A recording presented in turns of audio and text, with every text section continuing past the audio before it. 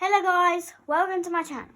Today we're going to read one of my favourite cat books, Nyla's World, which was inspired by a real story written by Dean Nicholson and Frank Preston Gannon. Nyla's World.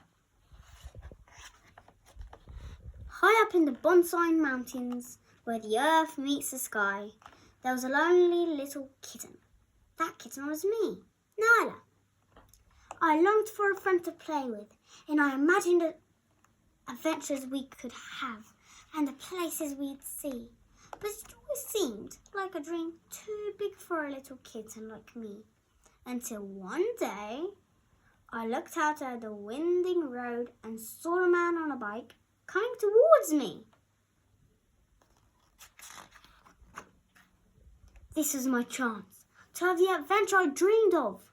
So I ran alongside the bike, going as fast as my little legs would take me. And just as I was about to give up, the bike came to a stop. The man peered down and put his face close to mine. His name was Dean.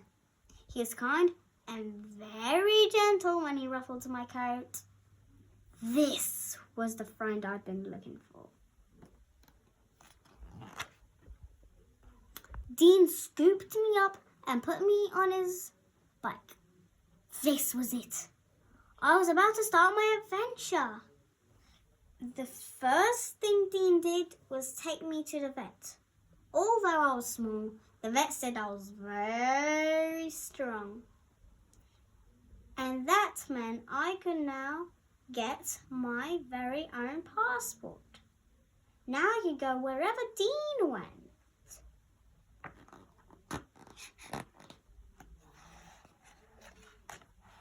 But first we had to get to know each other.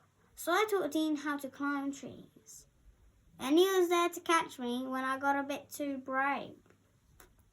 I taught Dean how to play fight. And that breakfast is best when it's served bright and early. Dean showed me things too. Things I never imagined a cat should do. Like paddling out to sea. The water was deep and scary. But Dean always looked after me. I trusted him and he trusted me.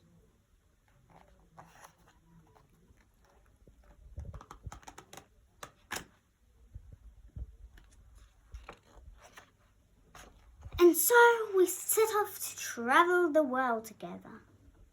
We cycled across mountains. We camped in the woods. We watched the sunset on the beach and rode into towns. Everywhere we went, people wanted to say hello.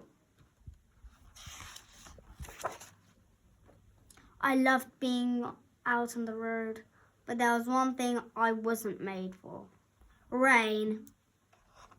I got soaked through the storm, which made me poorly. After that, Dean and I decided that we were in no rush to get across the world. Looking after each other was the most important thing.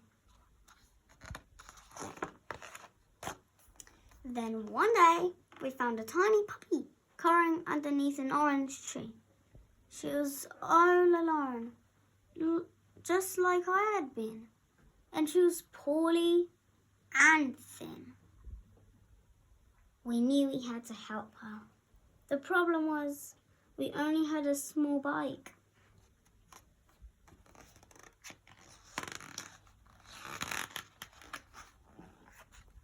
But somehow it was big enough for 3. With some love and care, the puppy soon felt much better. We named her Baloo and found a lovely family to adopt her.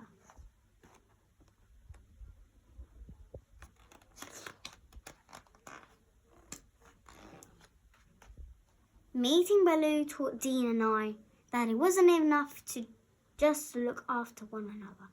we needed to look after others too. Look, that's you, Snowball. From that moment on, wherever we went, we helped the animals we met in any way we could.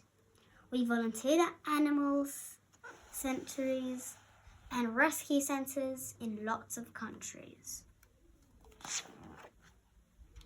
We even started sharing photos of our adventures online, making friends thousands of miles away. The more we helped, the more others helped too.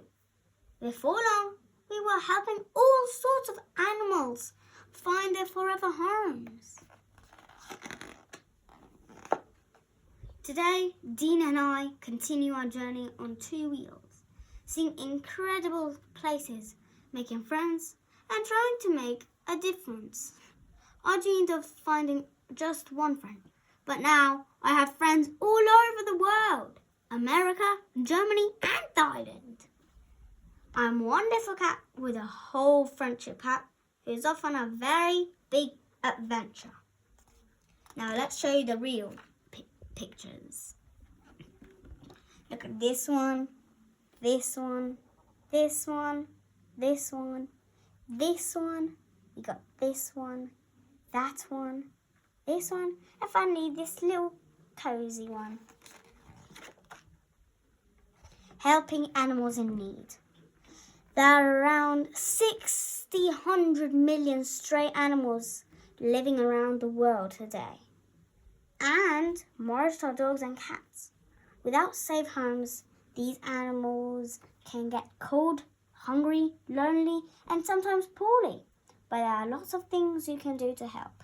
If you find a stray dog or a cat, it can be tempting to scoop up a stray dog or a cat for a cuddle.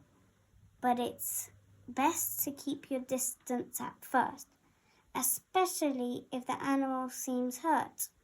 Here are some things you can do to help. Find out if it's a lost pet. The first thing to do is to ring the local vet or animal shelter, as they'll be able to find out if the animal has an owner. Lots of animals have microchips with their owner's contact details.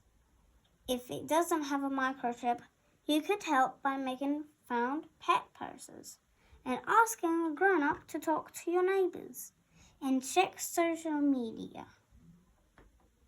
Help the animal to find a new home. Most vets and animal rescue charities, such as the RSPCA, SSPCA, or USPCA,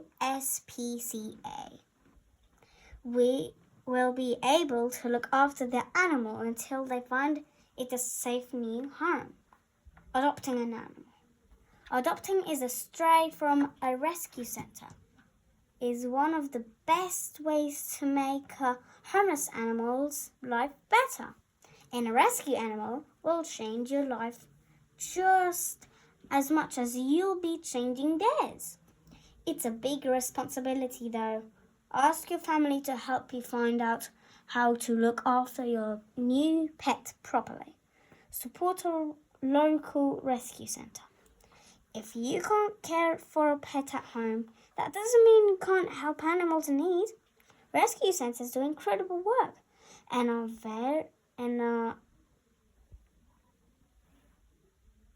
are sure to be glad of any help you can give. Why not ask a grown-up to help you find your nearest animal rescue centre and ask if you can raise some money for them.